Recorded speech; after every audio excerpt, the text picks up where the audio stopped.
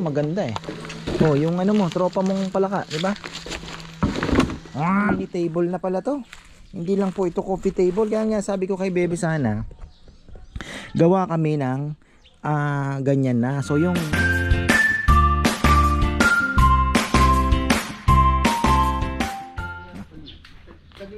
ayan na. Magandang buhay mga ka-farmer. Nandito na naman tayo sa ating furniture. Grabe po yung ito yung mga tira-tira natin. Ginagawa natin. Ito oh, ganda oh.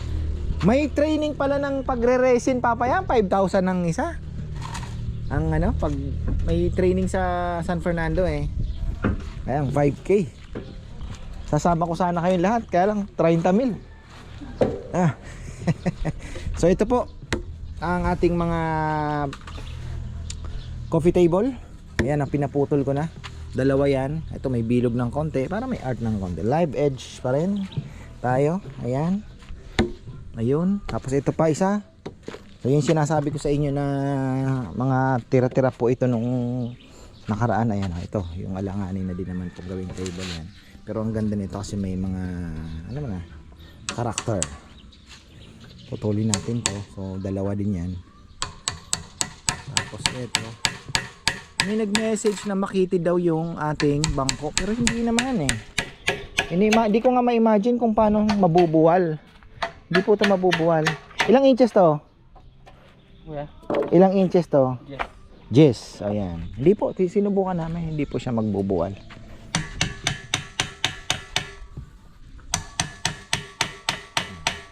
Kung malikot ka. Hindi. Bigat ng kahoy. Bigat ng kahoy. Hindi yan magbubuwal. Sinubukan na po namin. Actually mas mabigat ang mahogany eh. Ito binili na po natin ito para may ka-partner sana yung mga ano din. Ano pang may paggagamitan kayo nito papaya? Dudugtong ko. Sayang may upuan man lang ano. Oo. Sayang to malapot pa rin. Oo. Okay, pwedeng gawing bench na dito lang ano. Upuan. Pag na-finish to kahit to, pang ano pwede rin to.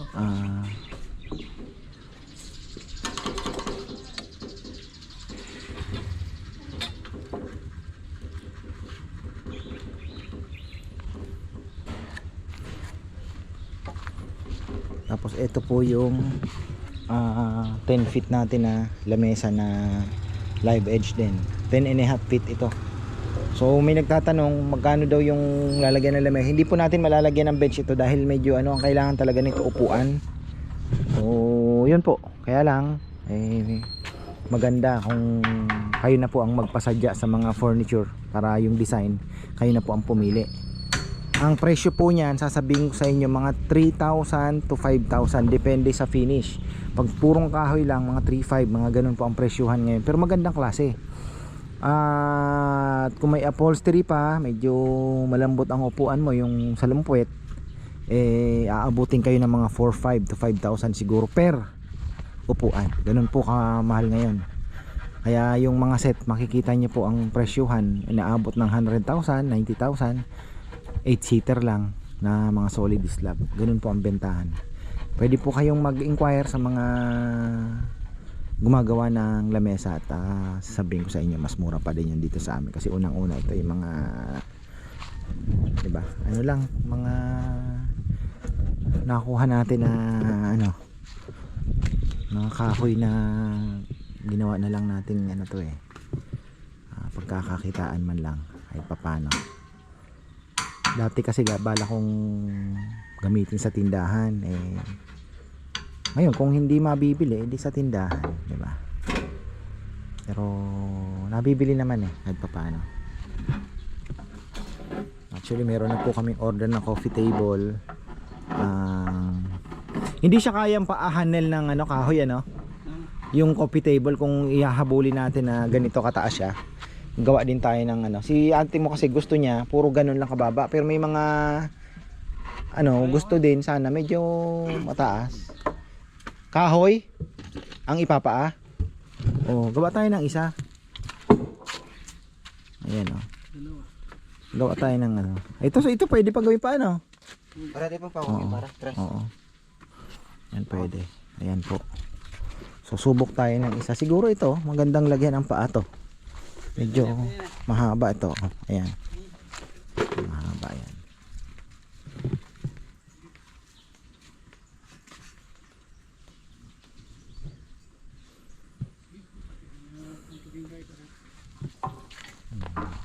Balik natin. Kasi meron po yun doon.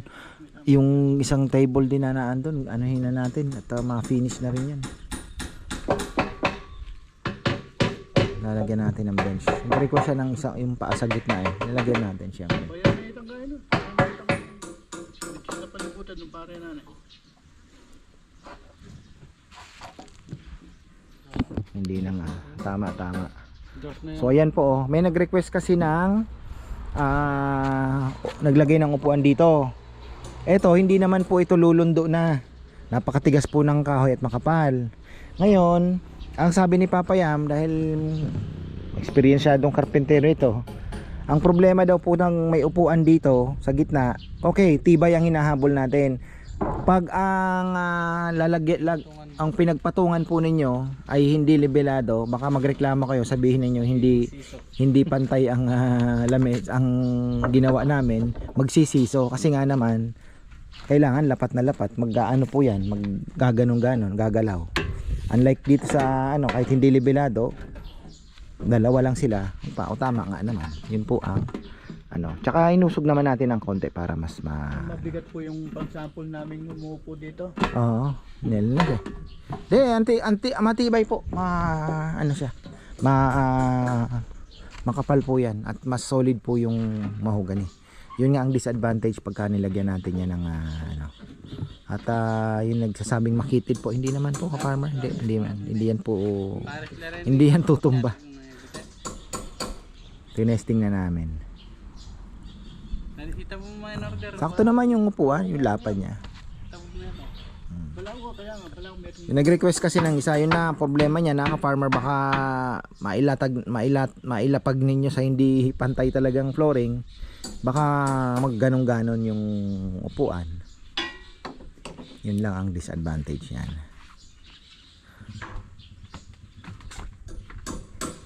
So ayan, at least makahati na natin, makapaglabas tayo ng mailabas natin tong additional na payang. Oh, meron na. Ay, ito meron na yata ito eh. Isa lang yun, wag na yan. Hindi mo na yan. Oo nga, mas maganda wag na kasi hindi naman po lulundo. Ang inaano natin is yung pag ginamit ninyo, baka mamaya sabihin ninyo hindi pantay yung ginawa ninyo dahil yung flooring hindi pantay. Maggaganon-ganon nga naman. Tama. Yun po yung niyan. Kasi tatlo na yung paa. Kailangan lapat na lapat yung tatlo. Pagka yung gitna ay may bukol, siso. Oo nga, ito yung request na upuan ng ating isang ka-farmer. Kasama nun at working table niya daw. Ganda naman pala eh. Ganda ito yung sinasabi ni Papa Yam. Disadvantage pala ng upuan sa gitna. Pag hindi libelado yung pinaglapagan mo, Papunta yung gagalaw. Parang tibay po nito.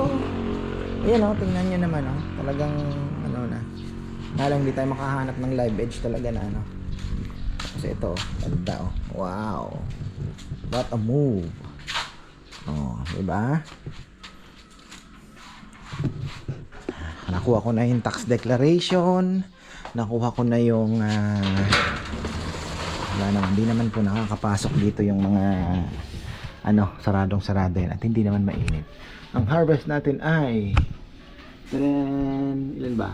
Kumakita. Battery natin 100% na. Puno na. Wala na. Ang oras ay 11. Tingnan nyo.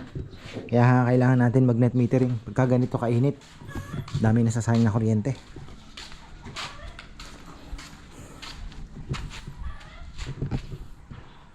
Ayan, tama naman yung design natin na dalawang battery. Tapos net metering. Pero yun nga, mas ako according to my analysis, the best na setup sana is isa pang battery plus net metering. And dito tingnan nyo yung paglalatagan pa natin ng kahit siguro 10 panels pwede pa. Ayan o. Yan. 8 to 10 panels sa taas niyan. Ganda.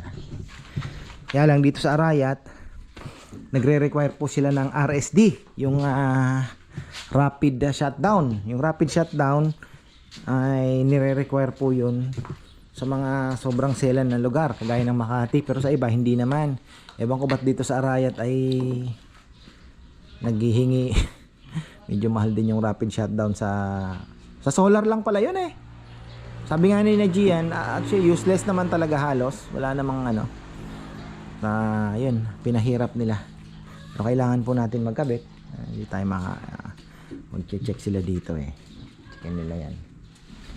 Para saan nyo kuya? Yung pag nagka-problema yung solar panel mo, magsa-shutdown sila. Pero ngayon kasi yung mga inverter, mayroon na, di ba? May sarili na eh. No need na nga. Kailangan daw. Tayo kakabitan ng net meter eh.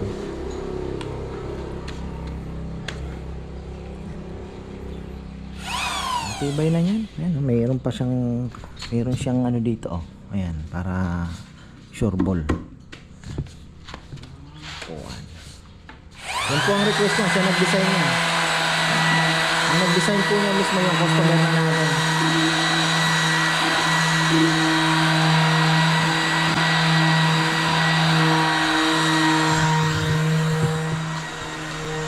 Init oh.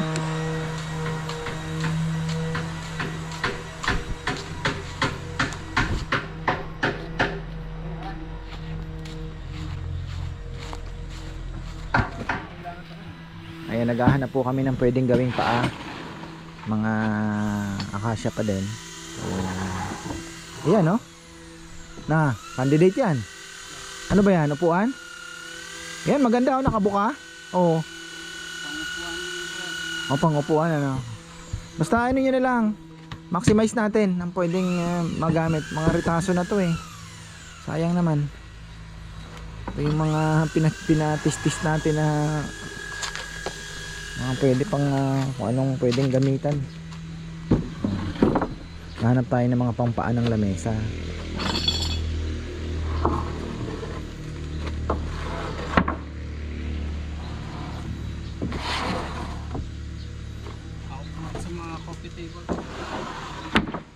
Oo, no.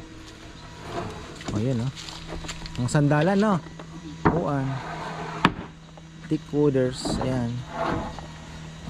Pangpaan natin. Hanap tayo. Ito, pwede pang gawin paa. May mga malambot daw. Iiwasan na lang. Ito, oh. Ito pa. Pwede. Ako pa tayo dyan. Just use the imagination.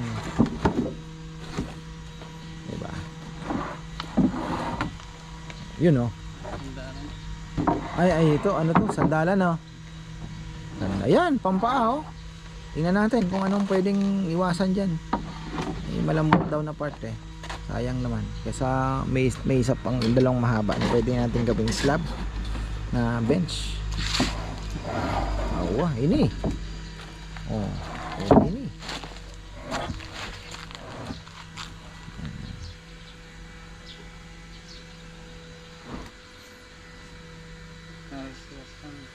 Ha? Medyo ano nga, no? Kuha natin yan. Ito pa. Ito.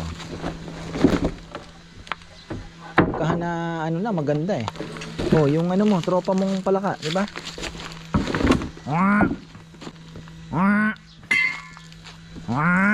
Ang dami pa pala. Ito, pwede pa oh.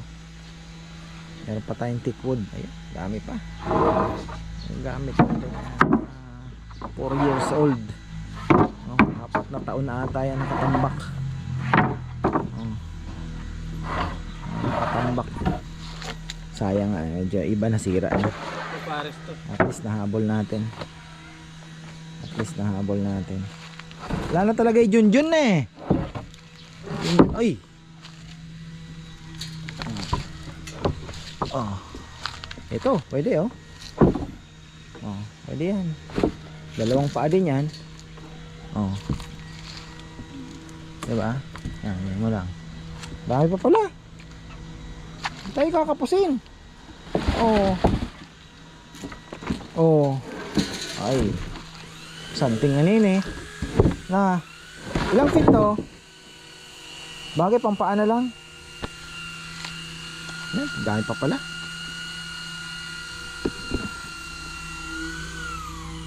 Dami. Ganun. Ito ilan na? 4 na to. Na. Dami pa. Ayos. Ganda ng mga bulaklak ng orchids ko. The best. Mga napili natin na ano.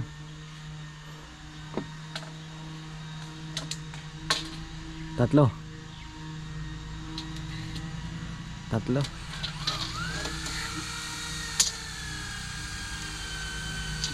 Ha? Tatlo lang na pa. Ayan pa. Ayos. Makakuha tayo ng mga pampaa. Yan lang naman ang ano. Ito nga sana, ang ganda nito i-resin, no? Manel. Magaling lang, no? Sunog-sunugin mo ng konti, no? Pero ang ganda sana nitong long table kung matino. Na. Haba eh, oo, diretso, haba. Haba eh, sira. Pero yun ang problema sa Acacia. Minsan may sa loob sira po, kaya yun lang. Nung Ulysses, ang dami pong ano, yung mga maagap talagang ano na lang yung mga natumba po ng bagyo, dami dito lang sa amin sa National Park, ang dami. Ewan ko lang kung sino po nakakuha ng mga ano, mga slab na yun. Actually ano na naman ng DNR yun eh, kasi talagang pinutol na dahil nagkanda to, buwal-buwal nga. So hindi ko lang po alam kung saan napunta. Yung iba may mga nakabili, yung iba mga matatanda ng puno.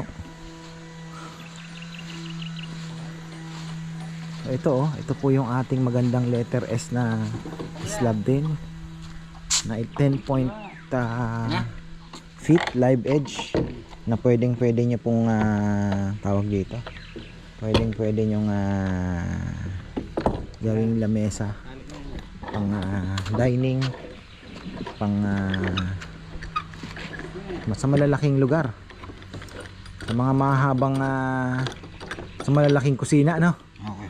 Kusina, ano, dining area. Ang ganda din nito.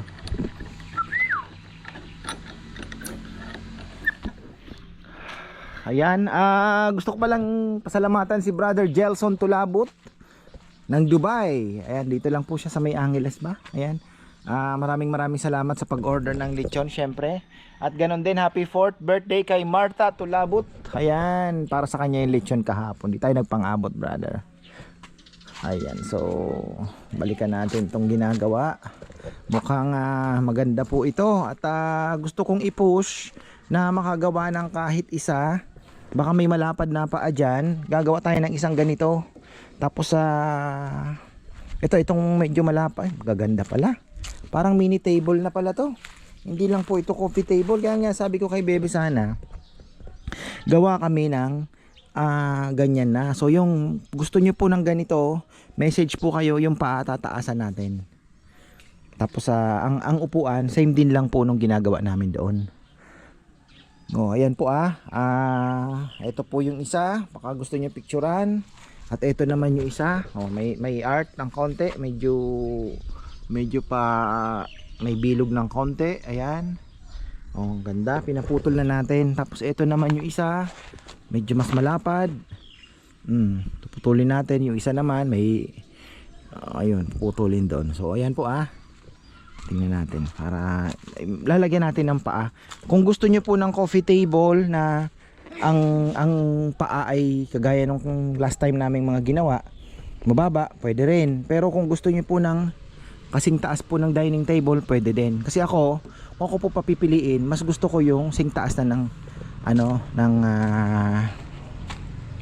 dining table, kasi parang ano na din, parang alam mo yun, pwede ka nang kumain, di ba? Yun yung punto ko eh. Pwede ka nang parang ano na din, tambayan mo coffee table, pero pwede ka magkape. Mas gusto ko kasi yung uupo ka na andito na po, mataas yung table. Depende na po sa inyo. Depende na sa inyo.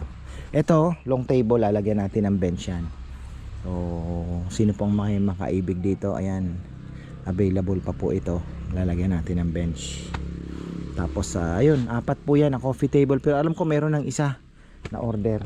Ayun. So, ayun lang. Kami po ay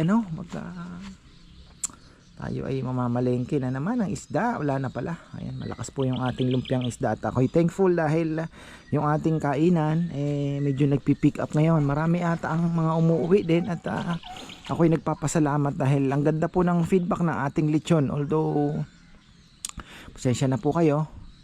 May mga bagay na wala na po sa control namin. Yung mga langaw-langaw. Hopefully magawa ng paraan. Andyan lang po kasi yung poultry sa kabilang side. So sana, 'di ba? Para wala namang mapirwisyo. At ang ano pa niyan is yung impression po ng mga bisita Araya at Pampanga dapat, 'di ba?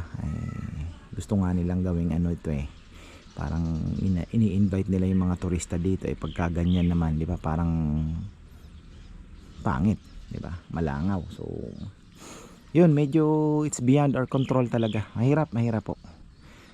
Lalo na kalat po talaga. So kahapon medyo nakakairita. Pasensya na po kayo. Pero ganun pa man, yung feedback po ng ating lechon ay talagang superb. At may nakausap nga ako, pangatlong beses na, sabi niya, ka-farmer, ang layo nung mga pinuntahan ko na, alam niyo na, yung mga nasa Facebook din po na mga viral dyan na nag-ano. Pero hindi naman po sa pagyayabang, sinasabi ko lang po kung yung kwento nung ayoko na lang po magpangalan din. Pero ayun, ako naman po ay nagpapasalamat at proud dahil yung ating lechon ay na-appreciate talagang. Sabi nila, iba yung sayo, iba yung dito, iba yung ka-farmers. So ayun, hindi ko alam. Siguro dahil sa pag-ibig na din ng alam mo yun, yung mahal mo yung ginagawa mo at naandoon ka lagi sa ano ba yun, yung term na sasabihin mo na hindi ka, you're always aiming for higher, di ba? Parang lagi tayong nag-i-aim ng mas mataas na standard, na mas masarap, mas quality, parang ganon. So ganun po lagi ang aming mentality dito. Although hindi naman kami perfect, talagang minsan may mga, alam nyo na, sumasablay. Mayroon naman tayong, di ba, na pupunan din naman po yung mga pagkakamali ngayon. So ayun, ang mga feedback natin talagang napaka ganda. Actually hindi lang po siya ilan beses na rin pong nagsabi na malayo doon sa kanya, yung sikat na, alam niyo na, yung mga nagpa-viral niya. So thank you naman, thank you. Kasi sabi ko, ako po ayoko pong baguhin yung traditional way ng paglilitsyon kasi iba po kasi talaga yung uling at umiikot. Tandaan nyo yan pag naglilitsyon po tayo, maglilitsyon ka, iba pa rin talaga yung umiikot at uling ang gamit. Kasi unang-una, hindi po natin maikakaila na may charcoal flavor pa rin po yung naibibigay yung uling. Kahit anong gawin nyo, di ba? Mag-barbecue na lang po kayo, di ba? Uling and iba talaga. So, tapos paano kung hindi pa umiikot, di ba? Sa amin po umiikot. So, yung timpla even, di ba? Tapos maipapatagas mo pa. Pag uminit na po yung loob nung baboy, parang kumukulo na. Yung timpla noon, habang umiikot siya, na-absorb nung buong laman sa loob, di ba? Compare doon sa stationary lang na halos yung timpla mo ay naandoon lang, although kahit timplahin mo pa yan sa loob ng iba pa rin talaga yung umiikot po. So yun po ay aking opinion at aking observation lang. Kaya ayaw kong, sabi ko, dito na tayo, traditional talaga pag luluto. Pero malaking factor yung umiikot talaga. Yun lang po ang ko. So ayan, balik tayo, naka-break sila. Ito pala yung bench natin na isa, yan, haba niyan. Oh.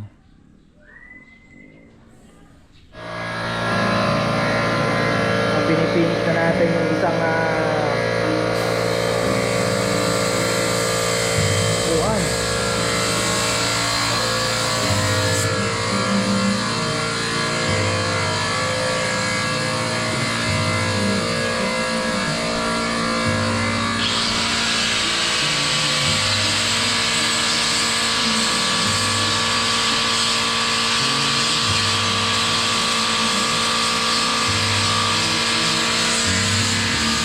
Ito, polyurethane natin yan bago natin uulitin natin yan.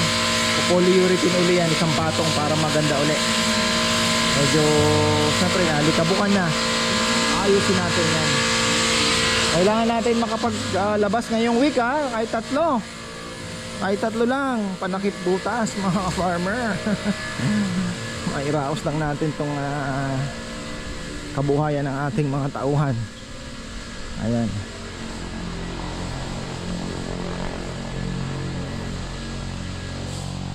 Ano ang nito? Katapos ko ano ay dito. Kasi kailangan natin tulungan muna si Nel dyan pagka na finisin na. Lalagyan na ng paayan para ngayong linggo pag ni John makagawa pa ng upuan. Dalawang pares na upuan na pala na meron. So makagawa ng upuan na para ngayong linggo makapaglalas tayo kahit 3-4. Kahit 4 lang na coffee table muna tayo. Tapos ito gagawa din ng paayan. Ito na muna ang ilalabas natin. Sana may makaibig po nitong ating 10.5 feet na na nagtanong ako 50,000 50,000 table only 8 feet lang. Di ba? Mas mura po sa amin. Mas mura yung sa amin. So ayun, at least maano lang natin to. Maging cash lang itong mga ito nga coffee table natin, ang ganda.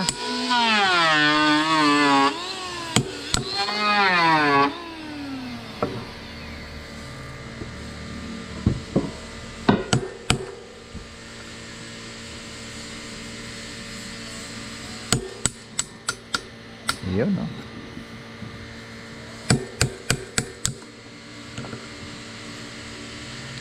brownout pala, kinaninong June mo lang transformer nila Nel. Ginagawa kanina. So may proctress lang. Doon lang banda na doon lang may malong transformer. Kaya kasi pag umaga hindi na natin ramdam ang brownout dahil may solar tayo Tapos pagka brownout matumal lang papasok naman yung battery. Ano yung nararamdaman?